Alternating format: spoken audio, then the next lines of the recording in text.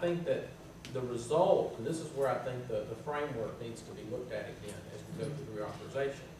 The idea that you can apply this label and subsequently apply, you know, penalties and so forth based on 1 or 2 student difference in population is the part that doesn't make sense to me. And I don't know what the answer is to that, whether that's a larger in size or a smaller in size or another way of looking at it. And I think the thing that I think made this so challenging was the disproportionate idea that one trip and the Hammer Falls, you know, whether you make one trip or 100. I looked at a school today on the state website that failed at 13 out of 14 goals, or excuse me, 12 out of 13 goals. So that school made 1 goal out of 13 goals. That school has exactly the same label, you know, as one that met 36 out of 37 goals. So if there was some proportionate way of assigning a determination as to whether a school has made AYP or progressing toward AYP or whatever, that might be a way to take into account those smaller groups. But when we simply put hands in front of our eyes because there's 37 kids in this school, you know, and then we put on binoculars and stare down at the one school that has 41 kids, that's the part that doesn't make sense to me. Okay. And so it's been determined that below 40 is statistically insignificant? That's what you're saying across the country? Statistically determined that group, that the numbers associated with that sample are meaningful enough. Okay. All right.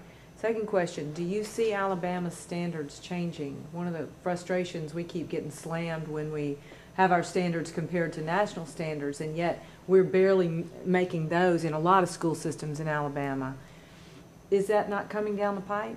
That Alabama standards are going to be raised? I think so.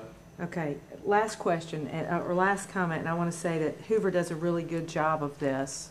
And one of the things that Katie Haycock, who is the director of Ed Trust, she gave a workshop over at the Winfrey a couple of years ago, a year and a half ago or so, and she said for kids in poverty, they start with less and we give them less.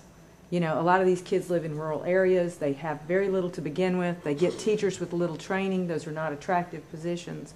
And I want to commend Hoover for offering those children who come to us from poverty situations and lower socioeconomic status, they get the same product that the children who come from affluent neighborhoods and affluent families do. And y'all are to be highly commended for that. So I appreciate that very much. Thank you. I think, and just for the board's sake, I think the best thing in this data, the good news, is that lowering line with poverty. Again, we're not just keeping up with the raising AMO, we're closing the gap there, and that's something as a school system to be very, very proud of. If you peruse around the accountability data and pull up various high schools across the state, you'll see that, and we really are doing a great job with that. Can I say one more thing too? I'm really excited about this community outreach special education PTA. It really hasn't, we're still forming the membership and all, but I see it as a real opportunity with the special education population being a challenging one accountability-wise to really partner with parents across this district and across others. PTA has a wonderful history of partnering with schools, and I could see this as a meeting point between the COSEPTA, as they call it, and Hoover Schools. Maybe we could be some of the first to look at ways of involving parents, you know, getting parents and families to the table to really help these kids learn better and perform better on accountability results. So, thank you. That was what I wrote down too, is get parents involved. I'm a PTO president this year, very new to all of this, and we want to help. And it doesn't matter if it's our child or our child's friends, we're there for the school. So we see it as a community.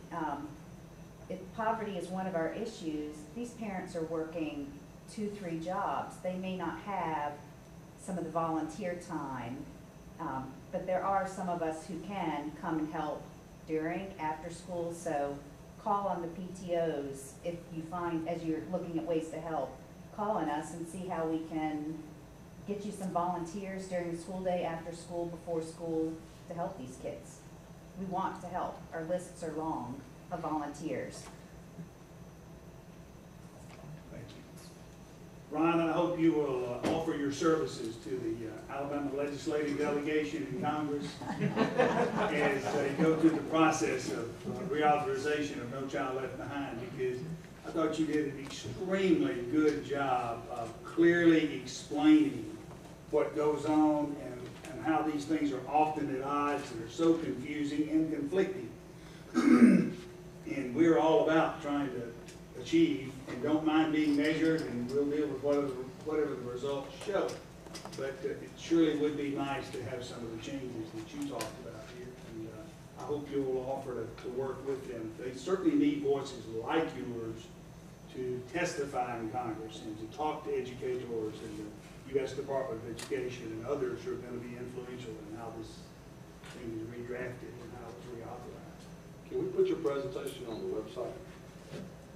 Do you think it required any additional explanation for somebody who would pull it up, and would they not be able to ascertain what's really going on there?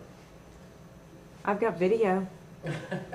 I'll get you a copy of the video. Our videographer will make a copy available. Absolutely. And the state put out a PowerPoint today that's very useful.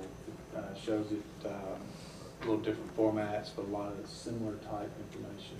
And it was very good too. Great job. I want to make an observation, share an observation here about the point made earlier that when you do really well in something, you tend to attract more of those kinds of kids. One of the knocks about Hoover High School was, gosh, they're doing so well in athletics, and it looks like the great athletes, they encourage their parents to move to Hoover so they can go to Hoover High School. Well, gosh, that is the way life works, isn't it? And I've heard from parents of special ed kids who talk about what a wonderful program this school system offers for their kids, how personal it is, how much dedication they see from the staff and the teachers. And they tell their friends who live somewhere else. And they aren't having the same experience. And the next thing you know, their friends have moved to Hoover. And we have their friends' children.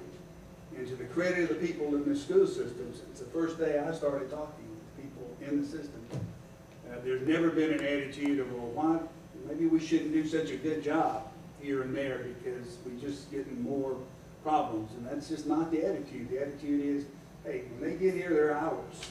And we're going to do the very best we can by each and every one of them. The same thing you heard from Mr. Hewlin earlier tonight about Hoover High School.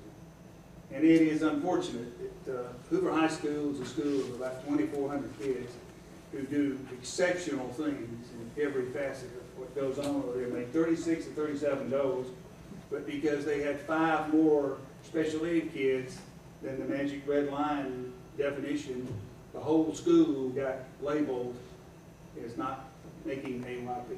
And that's unfortunate.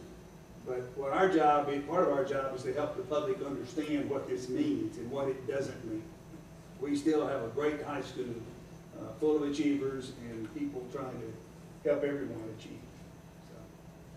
So it's very useful and helpful discussion tonight. Thank y'all very much. Is any new business to come up from the board tonight? If not, our next meeting will be September the 13th here at 5:30 in the boardroom. And we'll be adjourned until then. Thank you.